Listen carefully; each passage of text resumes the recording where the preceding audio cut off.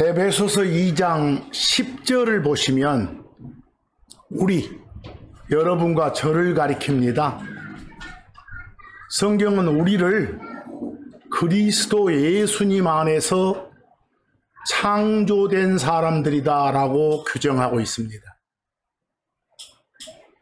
그냥 놀고 먹으라고 창조된 게 아니라 선한 행위를 하라고. 그래서 우리는 그리스도 예수님 안에서 선한 행위를 하도록 창조된 자들이니라 라고 되어 있습니다. 별표 보시면 그리스도 예수님 안에서 창조됐단 말이 무슨 말입니까? 성경에는 같은 것에 다른 표현이 많습니다. 그 옆에 보시면 요한복음 3장 8절 말씀을 통해 보면 성령에게서 태어났다란 말입니다. 달리 표현하면 하나님에게서 태어났다란 말입니다. 혹은 썩지 아니할 씨에서 태어났다라고도 표현합니다. 또는 하나님의 말씀으로 태어났다라고도 표현합니다. 또는 진리의 말씀으로 하나님이 낳아주셨다라고도 표현합니다. 이걸 흔히 듣는 말로 born again, 다시 태어났다. 더 흔한 말로 혼의 구원을 받았다라고 합니다. 그게 여러분과 저다라고 에베소서 2장 10절을 통해서 말씀을 주십니다. 한 가지 참고해 주실 것은 우리는 다 진리의 말씀으로 태어나기 전에 각자 엄마 뱃속에서 태어난 적이 있습니다. 그래서 그런 출생을 가리켜서 거기 제가 인쇄물에 옮겨놓은 걸 보면 엄마 뱃속에서 태어난 걸 물에서 태어났다라고도 표현합니다. 양수, 엄마 뱃속에 있는 양수, 또는 육체, 사람에게서 태어났다라고도 표현합니다. 또는 썩을 씨에서 태어났다라고도 하고, 그냥 간단한 말로 여자에게서 태어났다라고 합니다. 여자에게서 태어난 사람은 반드시 하나님의 말씀으로 다시 태어나는 것이 구원받는 것이다, 이런 말씀입니다. 다양한 표현들을 잘 아시기 바랍니다. 어떻게 여러분들은 그리스도 예수님 안에서 창조된 겁니까? 바로 사도행전 16장 31절 말씀처럼 예수를 믿었기 때문입니다. 막연하게 예수 믿으면 구원받는 거요? 아니다겠죠. 예수가 주이시다. 주 하나님이시다. 예수가 그리스도이시다. 즉 구원자 하나님이시다. 이 사실을 마음으로 받아들이는 게 구원받는 겁니다. 그렇게 해야 그리스도 안으로 들어가게 됩니다. 그렇게 하는 걸 그리스도 예수님 안에서 창조된 것이다 라고 말을 합니다. 좀 더 구체적으로 말하면 고린도전서 15장 3, 4절 말씀처럼 구원자 하나님이신 그리스도 하나님이신 예수님께서 당신 죄가 아니라 여러분과 저의 죄들 때문에 여러분과 저의 죄 문제를 처리하시기 위해서 우리 대신에 죽으시고 묻히셨다가 셋째 날 다시 일어나셨다는 사실을 받아들이는 것이 그리스도 예수님 안에서 창조되는 방법이다라는 걸 보여주고 있습니다. 이해되시죠? 성경은 말합니다. 마가복음 2장 17절 보시면 하나님이신 예수님께서 의사로서 이 땅에 사람이 되어서 왔다고 하십니다. 이 말씀에 따라 자기 자신이 죄병에 걸린 환자임을 인정하고 돌아서서 내 스스로는 내 죄병을 치료할 수 없는 나는 환자다. 치료자이신 의사이신 예수님한테로 돌아서자. 이렇게 하는 게 회개하는 겁니다. 그 다음 그 하나님의 치료법, 예수님의 처방전을 받아들이면 그 처방전을 받아들인단 말을 복음을 믿는다 이렇게 말합니다. 그렇게 하면 의사이신 예수님이 어찌해 주신다? 치료해 주신다. 성경적인 표현으로 죄들을 용서해 주신다. 이게 바로 뭐다? 구원이다 이 말입니다. 그래서 마가복음 2장 17절 말씀, 예수님이 직접 하시는 말씀입니다. 자신이 의사로서 왔노라고. 죄병에 걸린 사람들, 거기 병든 자들 했는데 그 다음 뒤쪽에서는 죄인들이라고 바꿔 표현하지 않습니까? 이제 죄병에 걸린 사람들을 치료해 주기 위해서 왔노라 이 말입니다. 그러니까 자기 스스로는 자신의 죄병을 치료할 수 없다는 걸 인정하고 하나님의 처방전을 받아들여라. 이게 회개입니다. 그거 하려고 오셨느니라 라고 했습니다. 예수를 주 하나님으로, 예수를 유일한 구원자, 즉 히브리 말로 메시아, 영어 음으로 크라이스트, 우리 한국 사람들 말로 그리스도, 구원자 하나님을 말합니다. 이분을 받아들인 여러분과 저는 지금 현재 하늘에 계신 그 예수님이 우리한테 새 몸 주시기 위해서 다시 오실 그날까지 수고와 인내를 통해서 농사를 짓는 농부에다가 빗대주고 있습니다. 농부와 같다라고. 또는 이 세상 떠나기 전까지 부지런히 그리스도 밖에 있는 사람이란 고기를 낚는 어부다라고 규정해주고도 있습니다. 여러분과 저를 가리켜서. 또는 예수를 대장으로 삼고 마귀를 대적하고 죄들하고 싸우는 뭐다? 군인이다 라고도 표현해주고 있습니다.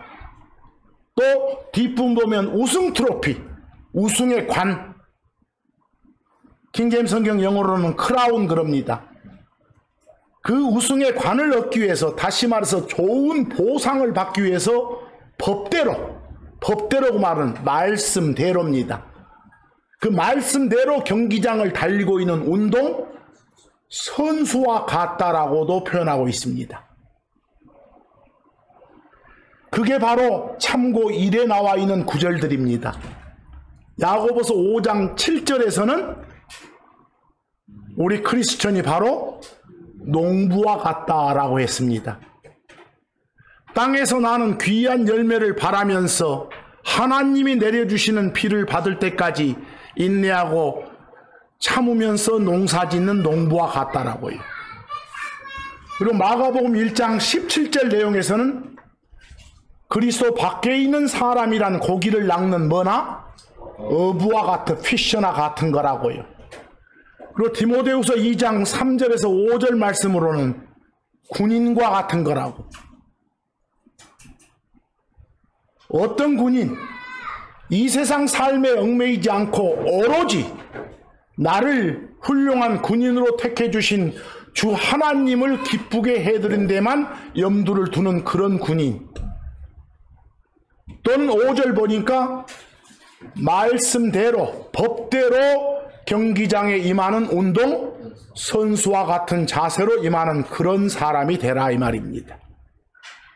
그 어떤 신분, 그 어떤 직업의 소유자로 묘사되건 간에 여러분과 저인 크리스천의 기본 의무는 풀타임으로 예수 그리스도를 섬기는 것을 의무로 삼아야 되는 사람들입니다. 풀타임으로. 창조 목적이 뭐니까? 선한 행위를 하는 거니까. 그러도록 창조된 거니까. 오늘 예배 전에 부른 찬송 노래 중에 우리가 지금은 비록 머지만 나그네지만 머지않아 천국에 가게 된다. 근데 그때까지 이 세상 있을 때 주 예수님 위해서 열심히 일해라 이렇게 하지 않습니까? 좋은 찬송 노래를 택해 주셨습니다. 오늘요. 거기 찬송곡 중에 우리가 지금은 나그네지만 곧 머지않아 어디에? 천국 가게 된다. 참고적으로 우리가 흔히 말하는 천국은 저 셋째 하늘 예수님 계시는 천당을 말합니다. 여러분이 보고 있는 번역본에서는 천국이란 말이 나오지 않습니다. 그냥 셋째 하늘, 저 하늘에 있는 왕국 이렇게 표현되어 있습니다. 그리고 혹시나 킹제임스 성경을 번역했더라도 한킹이란 책에서 보면 요 땅에 있는 왕국을 천국이라고 해놓고 저 위에 건 하늘나라라고 표현되어 있으니까 혼동하지 마시기 바랍니다. 또 개역 성경을 보시는 분들은 땅에 있는 것도 천국, 하늘에 있는 것도 천국 이렇게 해놓으니까 역시 혼동 없으시기 바랍니다. 헤매지 마시기 바랍니다. 그러니까 밖에 사람들과 천국에 대해서 이야기할 때 규정을 잘하고 대화를 진행하시기 바랍니다. 주의하셔야 됩니다. 성경이 말한 천국은 흔히 셋째 하늘에 있는 그 천당을 말하는 겁니다. 보세요. 그런데 비록 지금은 우리가 뭐지만 나그네지만, 근데 이 개념을 잘 잡아야 됩니다. 정처 없이 아무 목적 없이 떠도는 떠돌이로서 나그네가 아니라 선한 행위라고 하는 특별한 임무를 의무적으로 수행해야 되는 뭐요? 나그네란 사실. 이걸 잘 기억하시고 지내셔야 됩니다. 제가 오늘 말씀을 진행하기 위해서 참고 2번에 그 영어 단어를 2개 적어놨습니다. 보이십니까? 거기에 보시면 참고 2의 1번에 stranger라고 되어 있습니다. 여러분 번역본에서는 나그네라고 되어 있습니다. 그리고 그 옆에 킹제임스 성경에 나온 영어로 필그림이란 단어가 있습니다. 보이십니까? 여러분 번역본에서는 순례자라고 번역되어 있습니다. 이 나라에서 많이 보는 그 개역 쪽의 번역본에서는 순례나 순례자란 표현은 나오지 않습니다. 대신에 뭐 외국인, 타국인, 길손 등등으로 표현되어 있습니다. 뭐 여러분 번역본에 나와 있는 그 순례자 좋은 표현이냐? 전혀 그렇지 않습니다. 자, 거기 제가 참고 2에 2번에 네이버 사전을 옮겨놨네요. 나그네는 자기 고장을 떠나서 다른 곳에 잠시 머물거나 떠도는 사람이다 라고 되어 있습니다. 여러분과 저의 본 고향은 하늘입니다. 다시 태어난 사람의 고향은 지금 현재 머물러 있는 이 세상, 이 땅은 그냥 임시로 거류하는 장소입니다. 엄마 뱃속에서 태어난 여러분의 고향은 여기지만 하나님에게서 태어난 우리들의 고향은 하늘이거든요. 자, 세 번째 거기 순례자란 말을 잘 보시기 바랍니다. 여러분 순례란 말을 어디서 많이 들었던가요? 성지순례. 성지순례. 보통 성지 그러면 뭐요? 거룩한 장소니까 어떤 종교적인 유적지가 있는 곳을 뭐라고 합니까? 예루살렘 같은 데를 성지라고 하잖아요. 그리고 순례란 말을 한자로 그대로 봐보세요. 돌아다닌다 순자에다가 어떤 애식장 할 때 애자예요. 거기서 여러 성지를 차례대로 돌아다니는 것을 뭐라고 해요? 성지순례 그래요. 그렇게 돌아다니는 사람을 순례자라고 해요. 여기서 그런데 여러분 성경 킹제임스 성경에서 필그림은 전혀 그런 의미가 아니라 스트레인저하고 똑같은 단어예요. 그냥 스트레인저를 적절한 한국말로 뭐라고 표현했으면, 나그네라고 했으면, 이때 나그네는 그냥 임시로 자기 본고장을 떠나서 다른 곳에 거류하는 그런 사람이다, 이런 말을 해 주려고 동의어로 스트레인저 옆에 필그림을 써놓은 거예요. 아시겠습니까? 고로 평소에 밖에서 쓰는 순례나 순례자란 말은 쓰지 말기 바랍니다. 물론 여러분이 사전을 찾아보면 필그림 오면 첫째 뜻이 그냥 스트레인저, 여행자, 나그네라고 돼 있고, 둘째 뜻 가보면 성지순례하는 그런 사람을 가리키는 걸로 돼 있어요. 그러니까 앞으로 순례란 말은 입에 담지 말기 바랍니다. 여러분 번역본처럼 하지 말기 바랍니다. 그래서요, 그냥 스트레인저, 나그네의 다른 표현이다 라고 아시기 바랍니다. 이해되십니까? 여기서 그런 표현을 잘 해주시고, 거기 참고 2에 별표로 제가 창세기 23장 4절 말씀을 하나 적어놨죠? 아브라함이 하는 말입니다. 아브라함이 자기 자신을 가리켜서 뭐라 합니까? 나는 나그네입니다.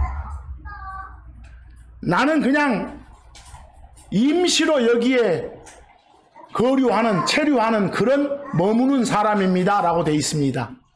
거기 영어로 보면 나그네를 스트레인저라고 해놓고 머무는 자를 서저너라고 되어 있습니다. 서저너, 동의어입니다. 근데 이걸 신약으로 가보면 서저너 자리에다가 무엇을요? 필그림을 적어 놓은 겁니다.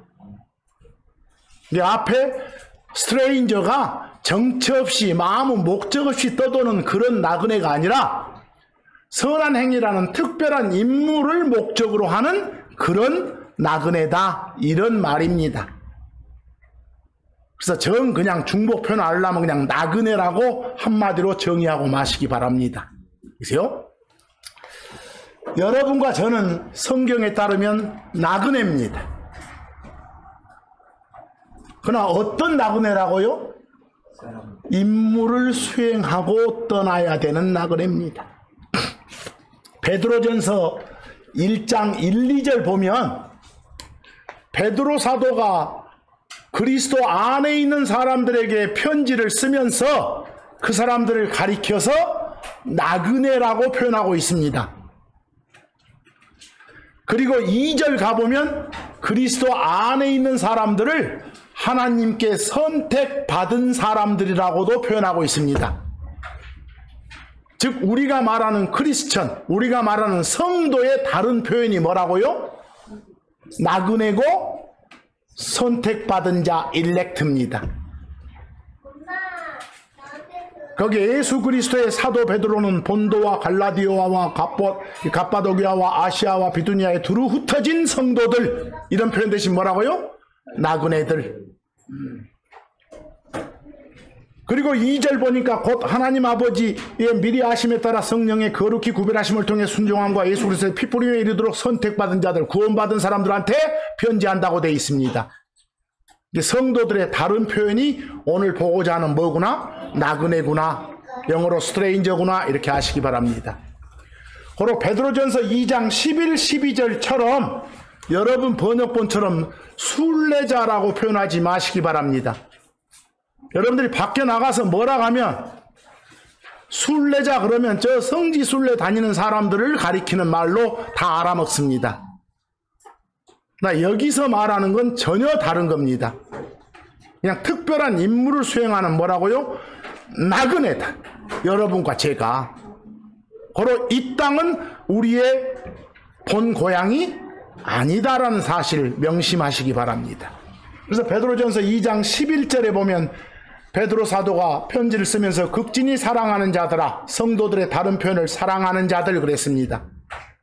너희들은 나그네다 그랬습니다. 임무 수행해야 되는 그런 스트레인저 나그네다 그 말입니다. 다시 말해서 이 땅에 잠시 임시 체류자들이다, 임시 거류자들이다, 잠시 머무는 자들이다, 이런 말을 강하게 해주려고 영어 단어 무엇을? 필그림을 썼다 이 말입니다. 그냥 한국말로 올 때는 사랑하는 자들아 나그네인 너희에게 이렇게 해도 괜찮습니다. 꼭 옆에 그냥 필그림 있으니까 그놈까지 번역하겠다고 욕심 부릴 필요는 없습니다. 그 순례자란 말은 안 쓰는 게 좋습니다. 오해되는 걸 왜 씁니까? 그러세요? 자, 근데 여러분과 저는 임무를 수행해야 되는 그런 나그네인데, 그런 임시 체류자인데, 임시 거류자인데, 그런 사람을 가리켜서 대사라고도 표현해요. 대사는 자국의 뭔가 이익을 위해서 다른 나라에 와가지고 잠시 머물면서 임무 수행을 하는 사람입니다. 그래서 에베소서 6장 20절 보니까 뭐라고 했습니까? 바울이 지금 감옥에 있으면서 쓰는 편지입니다. 이 일을 위하여서, 거기는 기록 안 됐습니다만 6장 19절에 이 복음의 미스터리를 알리는 거, 구원 방법 알리는 거, 그 일을 위해서 자기가 대사가 된 거라고 그랬습니다. 자기 자신을 가리켜서 뭐라고요? 그리스도의 대사라는 겁니다. 여러분과 저를 가리켜서 그리스도의 뭐라고요? 대사라고. 영어로 엠베세더라고 합니다. 그래서 이런 다양한 표현들을 제대로 아시기 바랍니다. 그런데 막연하게 우리는 나그네다, 우리는 대사다, 이 말은 꼭 놓치지 말아야 될 것이 특별한 수행 임무가 무엇인가를 알아야 된다는 거. 예수님 전하는 겁니다. 알리는 거예요. 여러분, 잠언 13장 17절 봐도 대사란 표현 나옵니까? 거기 사악한 사자는 해악에 빠져도 안 좋단 말이죠. 신실한 대사는 건강하게 하느니라. 여기 보면 뭐과 뭐가 대조됐습니까? 대사와 사자. 거기 사자는 라이언 사자가 아니라 뭐요? 말씀 전달하는 전달자, 메신저 사자입니다. 메신저. 고로 결국 여기서 대사는 메신저의 동의어잖아요. 그러죠? 나쁜 메신저는 안 좋은 거예요. 그러나 좋은 메신저는 좋은 거예요. 이 소리니까. 나쁜 대사는 안 좋아. 좋은 대사가 돼야지 이 소리니까. 아시겠습니까? 그럼 우리는 하나님을 전하는, 예수님을 전하는 특별한 임무를 수행해야 되는 그런 자로서의 대사고 메신저다라는 사실을 놓치지 말기 바랍니다. 거기 사악한 사자 할 때 사자의 그 한자를 안 적어 놓으면 어떤 일이 일어나겠습니까? 라이언 사자로 알 사람도 있어요. 우리 단어로 오해 많잖아요. 모여서 함께 나눠서 공부하는 그 그룹 스터디 할 때 그 그룹을 갖다가 우리가 막 그룹 수랍할 때 그룹 스터디의 그룹으로 아는 사람들도 있잖아요. 돌아볼 일 아닙니까? 거기서요. 여러분, 얼마 전에 그 심심한 사과를 드립니다 하니까 어디 진지하게 사과를 해야지 막 지루하고 그 재미없는 심심한 사과를 하면 쓰겠냐고 막 시비 건 놈들도 있어요. 심심하다마는 몰라. 마음속 깊이란 말인데 지루하고 그냥 재미없는 심심한 걸로 알아듣는 거예요. 답답할 노릇이에요. 금일 오후 3시에 만납시다 하니까 오늘 다른 말이 금일인데 그냥 금요일 오후 3시라고 하는 놈도 있어. 그래서요. 아니, 많아요, 여러분. 고로 여러분이 바르게 섬겨서 바르게 성경을 알려면 용어를 바르게 쓰세요. 그냥 대충 쓰지 마시고 그래놓고 자기가 뭔가 신앙 있는 척 하면 안 돼요. 제대로 쓰셔야 되는 거예요. 보세요. 거기 또 비교 다른 역본으로 보니까 사자는 메신저라고 알겠는데 충성된 뭐요? 사실 우리가 옛날 그 이조시대 막 사신 보낸다고 하잖아요. 메신저. 거기서 여러분과 저는 정확하게 복음의 임무를 수행해야 되는 뭐다? 대사이고 메신저이고 나그네이다. 그냥 맥없이 떠도는 그런 나그네는 아니다. 이 땅에 사는 모든 크리스천이 다 나그네입니다. 우리 언젠가는 이 땅을 소유하게 된다게요. 장차 이 땅을 통치할 왕과 제사장이 된 사람들이에요. 하지만 지금 현재 이 땅에서 우리는 뭐요? 말 그대로 나그네일 뿐이에요. 임시 거류하는 임시 거류자. 여러분들 잠깐 막 법에서 어긋나게 머문 사람들 불법 체류한다고 하잖아요. 임시로 체류하고 있어. 임시로 거류하고 있어. 그걸 개혁성경에서는 우거하는 자 그래요. 임시로 거류하는 자 똑같은 말이에요. 얼마나 말이 어렵습니까? 근데 그놈 읽고도 야 표현이 멋지다는 한데 뭔 말인지 모르는 거예요. 이것이 요즘 자칭 성경 신자들의 신세 아닐까 싶어요. 여러분과 저는 약속을 받았지만 약속된 내용은 아직 받지 못했어.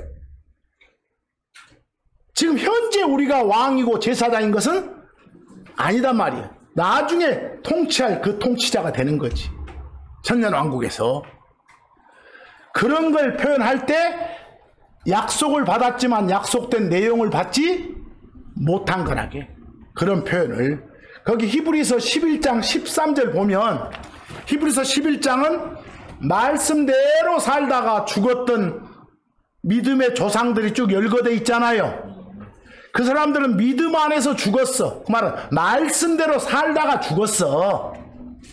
하지만 그 사람들은 약속하신 것들을 받지 못했다. 아까 우리와 같은 거 막 새 몸을 변화받는다거나 이런 거 아직 받지 못했다 그 말이요.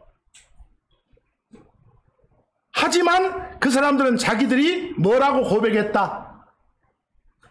우리가 바로 나그네다라고 임시 거류자다라고 고백했다 그 말이요. 거기도 나그네요 순례자라는 말 쓰지 마세요. 거기서 필그림의 1차적인 의미가 스트레인지하고 이퀄입니다. 보세요. 요즘에 그냥 영어음으로 필그림 하면 17세기에 저 영국에서 이렇게 종교의 자유를 찾아서 미국으로 건너온 퓨리턴들 있죠?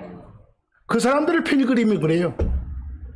필그림이라는 의미 들리면 그런 사람들을 가리키는 말일 수도 있고 또 그냥 이렇게 종교적인 유적지를 찾아다니는 사람들이란 말일 수도 있고 가장 기본은 뭐라고요?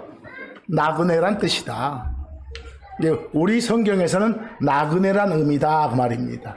여러분이 나그네면은 여러분의 본거지가 어디라고요? 하늘이라고. 여기 아니라고. 하나님이신 예수님이 직접 증명해 주시잖아요. 요한복음 17장 14절에서 십자가 사건 전에 예수님 기도하면서 당신이 세상에 속하지 아니한 것 같이 당신 따르는 사람들도 뭐요? 세상 소속이 아니라고. 여러분들 예수님 따른 사람 맞습니까? 여러분들은 세상 소속이 아닙니다. 현재 여러분들이 몸담고 있는 이 세상은 여러분의 임시 거주지일 뿐입니다. 잠깐 머물다 가는 곳일 뿐이에요. 임무 수행하면서. 여러분과 저는 이 세상의 소속이었지만 엄마 뱃속에서 태어난 그 사람은 이 세상 소속입니다. 예수 그리스도로 말미암아서 세상에서 끄집어내진 사람들이에요. 하지만 아직 변화받지 못한 이 겉사람인 몸뚱아리를 입고 이 세상 살아가는 동안 이 세상에 대해서 세상에서 할 일이 많다는 거예요. 대신 여러분 몸담고 있는 나그네로서 몸담고 있는 이 세상에 대한 경고가 성경에 많죠. 세상화 되지 말라고 그래요. 세상 따라쟁이 되지 말라고. 성경적 표현으로 세상에 동화되지 마라. 자기가 동화됐다고 느껴지는 순간 바로 마인드를 바꿔라. 자기 마인드를 하나님 마인드로 바꿔라. 자기 마인드를 하나님 마인드로 바꾸는 걸 뭐 한다게요? 회개한다고 한다니까요. 엄청난 용어가 아니라 생각을 바꾸는 것을. 그게 로마서 12장 2절에 표현되어 있는 거예요. 여기서요. 그러니까 악을 생각하던 이전 습관이 주 하나님의 말씀을 생각하고 자기만을 생각하던 내가 주님과 이웃을 생각하는 쪽으로 마음을 변화시키는 거, 이게 크리스천이란 증거인 거예요. 그래서 이 땅에서는 나그네이기 때문에 선한 행위를 의무로 하는 그런 나그네라니까요. 이 세상이 여러분과 저의 본거지가 아니다라는 확신. 이 세상은 우리의 뭐다? 일터다. 이 세상은 우리의 임무수행 현장이라는 사실을 명심하시기 바랍니다. 그리고 임무수행하시기 바랍니다. 성경은 크리스천을 주인이 아니라 종이라고 해요.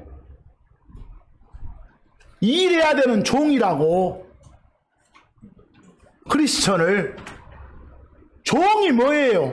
오너로부터, 주인으로부터, 로드로부터, 오너로부터 고난을 위임받아서 주인 뜻에 따라서 일하는 사람이 종인 거예요. 자기 뜻이 아니라 주인의 명령과 뜻을 수행하는 사람이 뭐라고요? 종이라는 거예요. 그런 종을 여러분들 성경적 표현으로 청직이라고 해놨어요. 청직이. 여러분과 저는 청직이에요. 여러분, 청직이 할 때 직이는 그냥 한국말이에요. 청은 관청할 때 청자예요. 주인 집 맡아서 관리하는 사람, 관리자. 이걸 뭐라고요?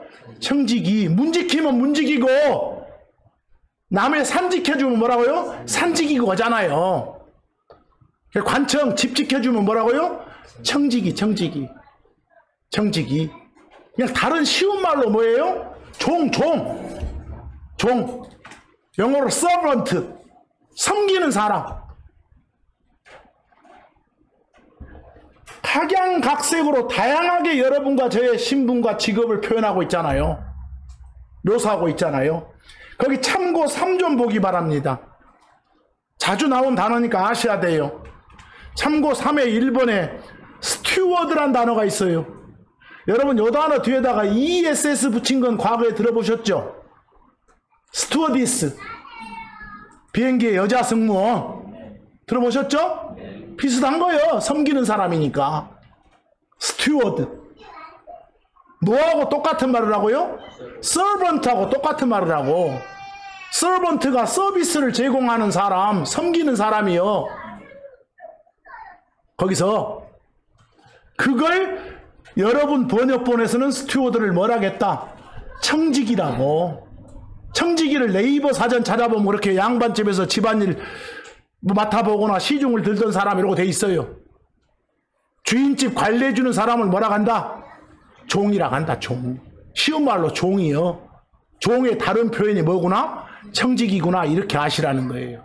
거기서 여러분과 제가 바로 스튜어드라는 거예요. 누가복음 12장 42에서 44절 보면 정의가 나오잖아요.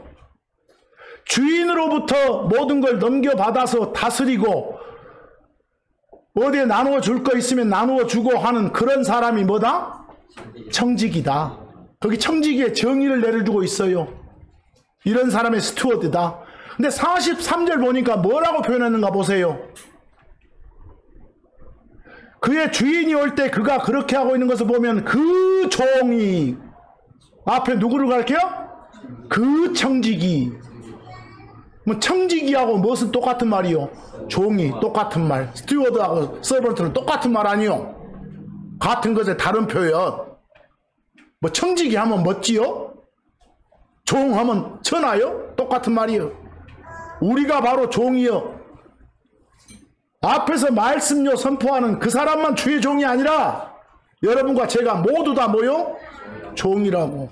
종이면 종답게 살아야지 않겠어? 그게 바로 선한 행위하는 것이요. 임무 수행하는 것이요. 임무 수행해야 되는 그런 종이고, 임무 수행해야 되는 그런 청직이고, 임무 수행해야 되는 그런 뭐다? 나그네다 그 말이에요. 그런 대사다, 그런 메신저다 그 말입니다.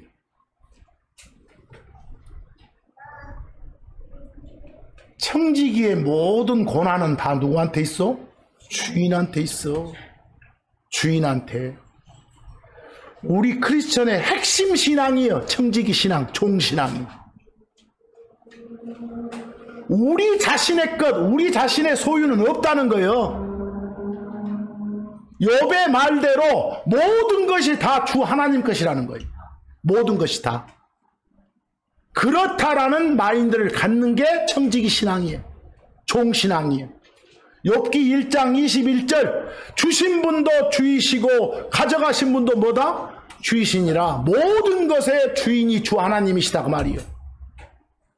우리는 그 주인이신 주 하나님을 받들어 모시는 종일 뿐이고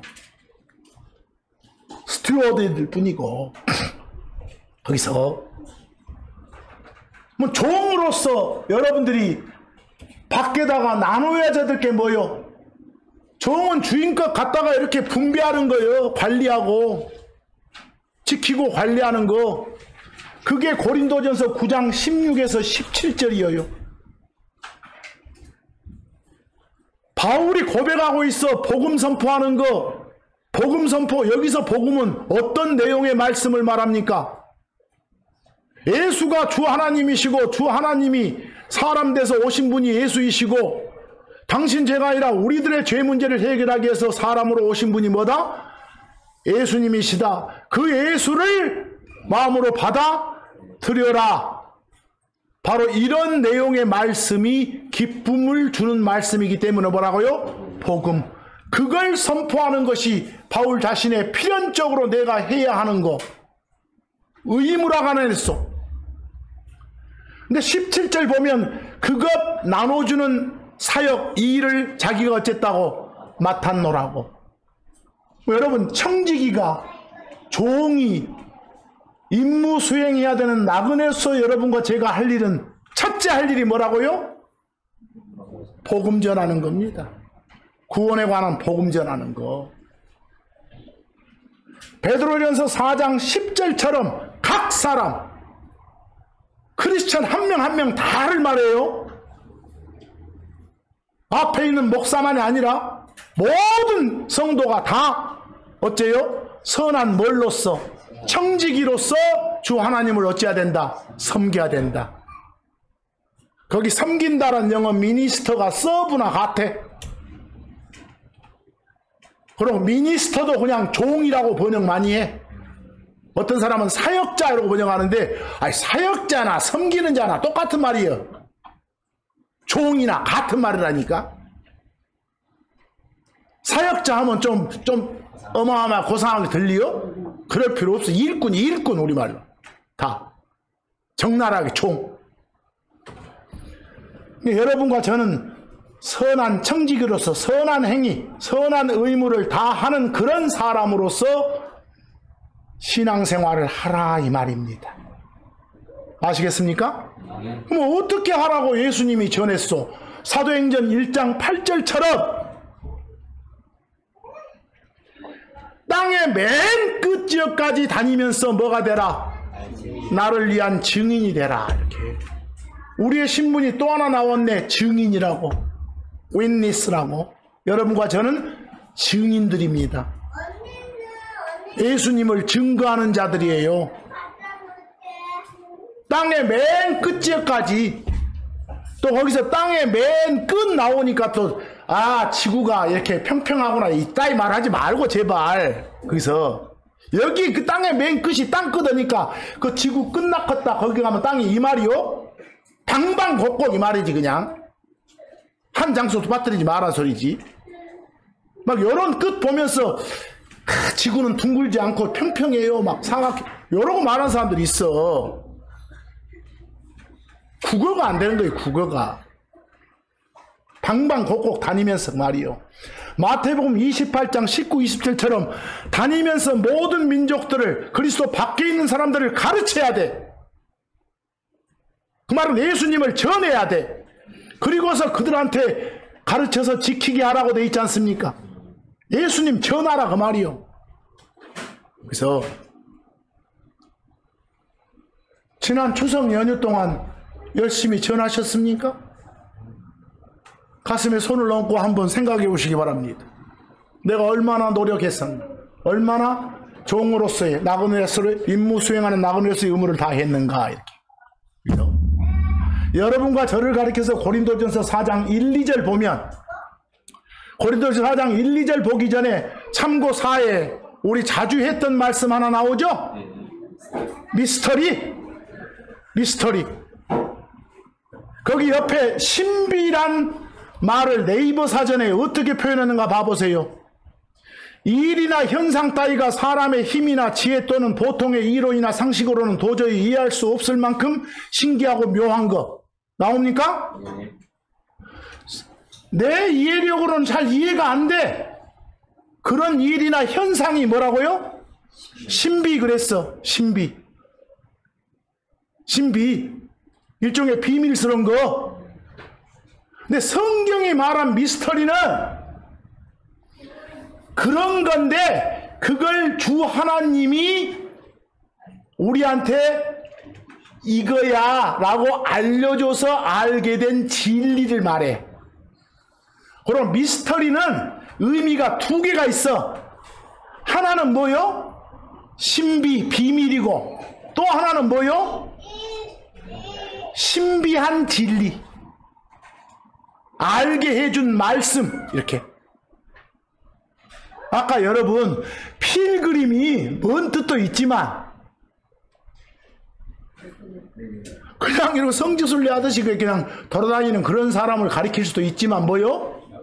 그냥 나그네란 일반적인 의미라고.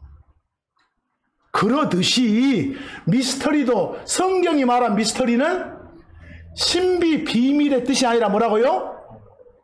그런 건데 알게 해줘서 깨닫게 된 진리라고. 알겠어요? 말씀이라고.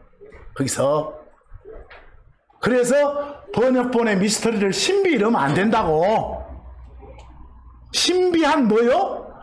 진리. 그래서 고린도전서 4장 1, 2절 봐보시오. 여러분과 제가 그리스도의 뭐라고요? 사역자라고. 거기 사역자란 영어 뭐라고 돼 있어요? 미니스터라고. 서번트나 같아. 아까 청직이라고 한 뭐나 스튜어드나 같아. 종들이라고. 주인 일을 맡아서 하는 종들이라고. 그걸 사역자 대신 둘째 줄에서는 뭐라고 표현했어요? 청직이라고 표현하잖아요. 성경 읽어보면 그냥 옆에가 정의가 다 돼 있어. 근데 뭘 맡은 청직이라고? 하나님이 우리한테 알게 해줘서 깨닫게 된 진리를 맡은, 그거 퍼뜨리는 걸 맡은 그런 종들이라고. 하나님의 미스터리들을 이렇게 해주시오. 신비한 진리들을 이르든지. 신비나 비밀이나 똑같은 말이니까. 그래서 그런데 2절 보니까 우리한테 요구되는 게 뭐라고?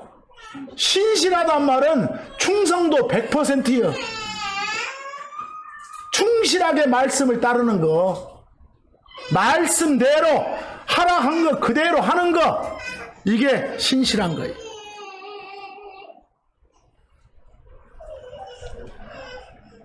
여러분과 저는 하나님이 주신 미스터리를 맡은 뭐라고요? 청지기들. 거기서 성경이 말한 미스터리가 뭐라고요? 전에는 막 구약시대 사람들한테는 감춰져 있어가지고 그 당시 몰랐던 진리요. 하나님이 성경을 통해서 알게 해주니까 그렇구나 라고 받아들인 사실, 그런 진리, 이걸 뭐라고 한다? 미스터리라고 한다. 여러분, 하나님이신 예수가, 말씀이라 불리신 하나님 예수가 뭐가 됐다? 사람이 됐다. 이게 신이 사람 됐다. 우리 머리로 선뜻 이해가 안 되잖아. 그런데 성경에 그렇다라고 기록해놨잖아. 이게 트루스 진리다라고. 그래서 알게 됐잖아. 그런 걸 뭐라고요? 미스터리라게. 거기서 그런 걸 예수를 개인의 구원자로 받아들이게 되면 받아들인 사람하고 예수하고는 한 몸이다 이렇게 말해. 그게 어떤 무슨 말인지 이해가 안 돼. 근데 그렇다라고 하니까 그렇구나 라고 끄덕끄덕 하면서 받아들인 그 진리, 이걸 뭐라게? 미스터리라고 한 거예요. 우리 크리스천 안에서 예수가 살고 있다, 성령이 살고 있다, 이게 잘 이해가 안 되는데 그렇다라고 탁 명시적으로 규정되어 있으니까 그렇구나라고 인정하고 받아들인 사실, 이게 뭐라고요? 미스터리다 그 말이요. 우리 예수님 곧 오시면 우리 요 썩을 요 몸 팍 바꿔서 새 몸으로 바꿔준다, 이게 언뜻 이해가 안 돼. 그거 보고 신비한 거라게. 그런데 그렇다 하니까 그렇구나라고 아멘 하는 것이 뭐라고? 하나님의 미스터리라고. 이해하시겠습니까? 그걸 받아들이라고.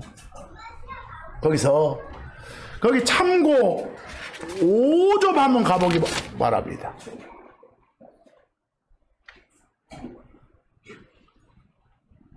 가셨습니까?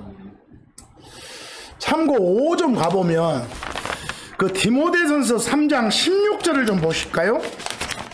디모데전서 3장 16절 보였습니까?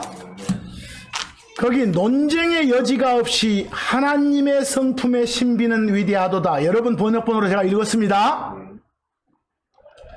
거기 하나님의 성품이라고 그 번역된 영어 단어가 좀 길죠. 가들리니스라고 나와 있습니까? 가들리니스. 또 미스터리는 거기 뭐라고 해놨고? 신비라고 해놓고, 신비 아니라겠어요? 자, 그런데 참고 5좀 가보세요. 거기 가들리니스, 이게 무슨 말일까? 거기에 God 들어있으니까 신은 들어간 것 같아. 신하고 관계됐죠. 정확히 말하면 신의 특징이에요. 신의 속성. 신의 속성, 신의 특징이 뭐라고요? 신성, 신격, 이래가지고 가들리니스 그래. 그래서 가들리니스가, 근데 이걸 여러 번역본들 보면 경건이라고 해놨어. 하나 물어보십시다. 그 경건이란 말 더럽게 잘 쓰던데, 거기 제가 참고 5의 2번에 경건, 공경할 경자에다가 공경할 건자예요. 네이버 사전에 뭐라고 정의되는가 봐봐. 초월적이거나 위대한 대상 앞에서 우러르고 받드는 마음으로 삼가고 조심하는 상태, 이랬어요. 어디 가서요? 좀 엄숙해지는 거, 이게 뭐라고요? 경건. 그런 마음 상태하고 가들리니스하고는 1도 관계없어. 가들리니스는 뭐라고요? 우리가 섬기는 하나님의 속성, 특징, 여러 가지 특징이 있잖아요.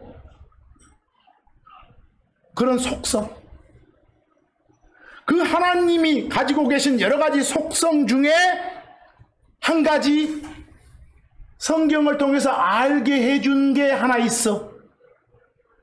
미스터리가 하나 있어. 그게 뭐라고? 하나님이 사람으로 오셨다, 이거. 거기 둘째 줄 보세요. 하나님께서 육체 안에 나타나셨다. 하나님이 사람 되셨다죠. 이런 걸 보고 뭐라고 한다고? 미스터리라고 한다고. 이것이 하나님이라고 부르는 신의 여러 가지 특별한 성질 중에 하나라고. 이해하겠어요? 어떤 신성의 미스터리 이런다든가, 물론 거기 하나님의 성품 여기까지는 좋은 것 같아. 그러나 이 자리에다가 다른 번역본처럼 뭐라고 쓰지 말라고. 거기 비교해보 경건의 비밀이여 나오요? 아, 여러분, 경건의 비밀이 뭔 말이다요? 나 경건이란 말 그렇게 자주 쓰는, 우리 경건하게 이렇게 예배에 임합시다 말은 뭐예요? 엄숙하게 그 소리요. 하나님의 성품, 신의 속성, 신의 특징하고 경건하고는 아무 관계 없어요. 경건은 마음 상태를 말할 뿐이요. 제발 그런 말 쓰지 말란 말이요. 거기서 그 제가 참고 위에다가 히브리서 12장 28절 적어놨어? 그러므로 우리가 움직일 수 없는 왕국을 받을진대 은혜를 소유하자. 이 은혜를 힘입어 우리가 경건하게 하나님을 섬기자. 이러고 해도 돼. 내가 거기 경건하게란 말을 풀어서 뭐라겠어? 공경하는 마음과 하나님께 속한 두려움, 경외심을 가지고 이 말이요. 오히려 그런 게 무엇에 가깝고? 경건에 가까운 것이고, 디모데전서 3장 16절은 경건하고는 아무 관계가 없다는 거. 아시겠죠? 바로 미스터리가 뭔지, 가들리니스가 뭔지 요 느낌이라도 좀 가져주시라는 거예요. 거기서 오늘 여러분과 저를 가리켜서 나그네라 했던 거, 그냥 정처 없이 떠도는 나그네가 아니라 뭐라고요? 목적을 수행하는 그런 나그네, 그런 스트레인저. 그 임무 수행 잘 해오셨습니까? 잘할 지금 마음 자세 갖추고 있습니까? 한마디만 더 하고 끝내겠습니다. 참고 6에 보면 여러분들이 자주 쓰는 말 중에 뭐가 나옵니까? 그 참고 6에 있는 영어 좀 보세요. Gentile. 또 하나 heathen 그랬어. 여러분 번역부에서 Gentile은 이방인 이라고 돼 있고, heathen은 뭐라고요? 이교도라고 돼 있어요. Gentile은 뭐라고 돼 있고? 이방인. heathen은 이교도. 이방인 하면 어떤 민족의 방점을 두고 하는 말이고, 이교도면 종교에다가 방점을 두고 오는 말이요. 근데 하나 물어봅시다. 여러분 흔히 말하는 성경에 이방인, 이교도가 나오면 그냥 간결한 정의로 뭐요? 하나님을 알지 못하는 사람들이요. 그리고 유대인이 아닌 사람들이요. 가장 간편한 정의는 하나님을 알지 못하는 비유대인들. 이걸 흔히들 뭐라고 해놨어? 이방인, 이교도 그래놨어. 거의 유사 표현으로 그렇게 해놨어. 어떤 민족에다가 방점을 두고 하면 이방인 이래놨고, 종교의 방점 두면 뭐래요? 이교도 그래놨고. 그래서 그게 영어로 젠타이어라고 히든인데 그냥 엇비슷해. 개념이. 풀어서 금방 뭐라고요? 하나님 알지 못하는 비유대인들, 이 정도.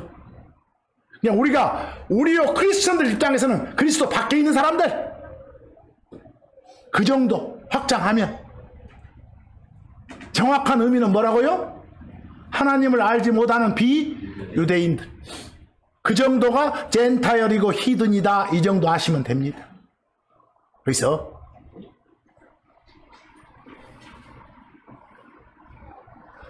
베드로전서 2장 12절, 베드로 사도가 부탁하네요. 여러분과 저한테 이방인들 가운데서 너희 행실을 어째라? 정직하게 하라 그랬어. 선한 행위를 하면서 살라고 말이요. 그렇게 해야 막 저 예수쟁이하고 비방하다가도 너희들의 그 선한 행위로 인해서, 정직한 행실로 인해서 예수를 받아들여 가지고 하나님께 영광 돌리는 사람들이 나올 테니까 이 말이에요. 내용 이해되십니까? 거기는 이방인 하면 누구겠어? 하나님을 알지 못하는 비유대인, 그리스도 밖에 있는 사람들 그 말이에요. 우리가 흔히 말하는 세상 사람들 그 말이요. 그러니까 이방인 요 개념 속에 우리는 들어가지 않구나, 이 정도. 그래서 읽으실 때 베드로전서 4장 3절도 그 말했지 않소? 거기 젠타일 이방인들 나오는데 과거에 그리스도 밖에 있었던 우리들, 여러분 지금 그리스도 안에 있죠? 옛날 그냥 엄마 뱃속에서 태어난 출생으로서 살았던 그 시절을 여러분들도 뭐라게 이방인 그럴 수 있어. 그때는 하나님 알지 못했으니까 그 시절에 우리를 가리켜서 뭐라고 할 수 있지만 이방인 할 수 있지만 지금 현재 우리는 이방인이라고 부르지는 않는다라고. 그 시절의 행동들은 그 시절로 충분하니까 이제 선한 행위 하면서 살라고. 데살로니가전서 4장 5절에 정의 내려주고 있잖아요. 젠타이얼이 뭐라고? 하나님을 알지 못한 사람이라고. 얼마나 풀어서 설명해 주요. 하나님 알지 못하는 비유대인이 뭐구나? 젠타이얼, 이방인 또는 히든, 이교도 그러는구나. 에베소 4장 17절 끝에 너희는 다른 이방인들이 그들의 헛된 생각 속에 걷는 것 같이 걷지 마라 그랬어. 아까 뭐하고 똑같은 말이에요? 세상에 동화되지 마라 이렇게. 말씀대로 살아라 이 말이니까. 고린도전서 10장 32에서 33절 요 인류 구분을 어떻게 했는가 보시오. 유대인 해놨죠. 유대인 아닌 사람을 뭐? 이방인. 그 다음 하나 더 붙어. 이제 요 시대에는 유대인이어도 상관없고 이방인이었어도 상관없어. 예수 그리스도 안에 들어온 사람들을 뭐라게? 하나님의 교회 그래. 고로 이 시대에서는 인류 구분이 셋으로 돼 있어. 여러분 십자가 전에는 그냥 뭘로? 유대인과 유대인 아닌 사람, 유대인과 이방인, 유대인과 이교도 이러고 돼 있었어. 그러나 지금은 뭐라고요? 유대인 중에서도 이방인 중에서도 뭐요? 예수를 주요 그리스도로 삼아서 그리스도 안에 들어온 사람을 따로 분류해. 그걸 가리켜 하나님의 교회. 교회하면 사람을 말하니까. 이렇게 구분한다는 거. 이제 고린도후서 11장 26절. 고린도후서 11장 26절 보기 전에 고린도전서 10장 32, 30절에서 그 누구에게도 실족거리를 주지 말라고 돼 있어. 흠잡힐 일 하지 말란 말이요. 살 때 다시 말해서 33절처럼 많은 사람이 혼의 구원을 받을 수 있도록 여러분 자신의 유익을 구하지 말고 그 사람들의 유익을 구하면서 선한 삶을 살라고 이 말이야 지금. 고린도후서 11장 26절 바울이 예수님 전하고 다니면서 그 당했던 갖가지 고통들이 나오죠. 자주 여행하면서 물들의 위험과 강도들의 위험과 내 동포로 인한 위험과 이교도들로 인한 거기 이교도 정의 내려보시죠. 앞에 있는 바울의 동포는 바울이 유대인이니까 유대인이죠. 이때 이교도는 비유대인 말하지 않습니까? 하나님을 알지 못하는 비유대인이 바로 뭐구나? 젠타이얼이고 히든이구나. 이 정도만 파악하시면 되는 거예요. 그래서 갈라디아서 1장 16절 그 히든 가운데서 누구를 선포해? 예수를 주 하나님으로 선포하는 것이 바울의 임무였고 의무였다. 그때 자기 친척들과 전혀 응원, 가족들과 의논 없이 독단적으로 행했다라고 나오지 않습니까? 거기에 이교도들 가운데 주 하나님을 선포하는 것 그랬어. 뭐 성경이 말하는 이교도는 뭐라고요? 하나님을 알지 못하는 비유대인 정도. 그냥 우리식으로 말하면 그리스도 밖에 있는 사람들 이렇게요. 갈라디아서 2장 9절 보면 거기에 할례자들이라는 표현 나옵니까? 영어로 circumcision 그래졌어. 유대인의 다른 표현이 뭐라고? 할례자들, circumcision 그래요. 유대인의 다른 표현이 circumcision, 할례자들 이렇게.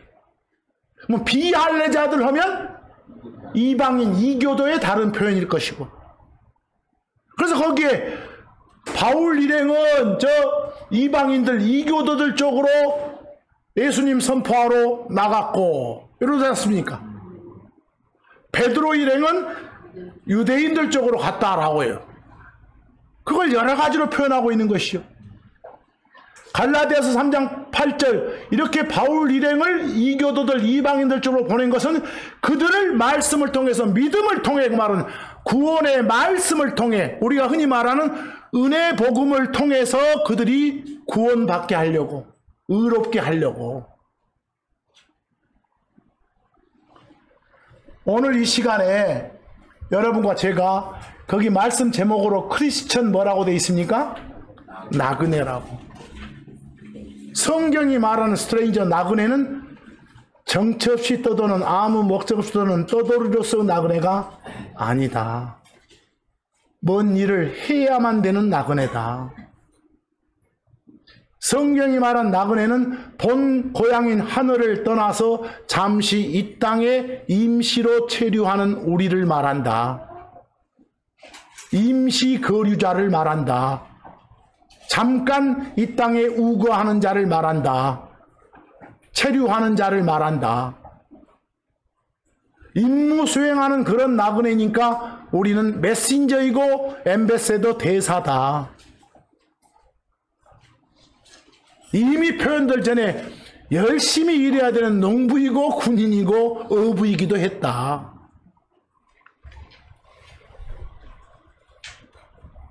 그리고 더 적나라하게 말하면 우리가 임무 수행해야 되는 주인 일 잘 처리해야 되는 종들이다. 청직이다.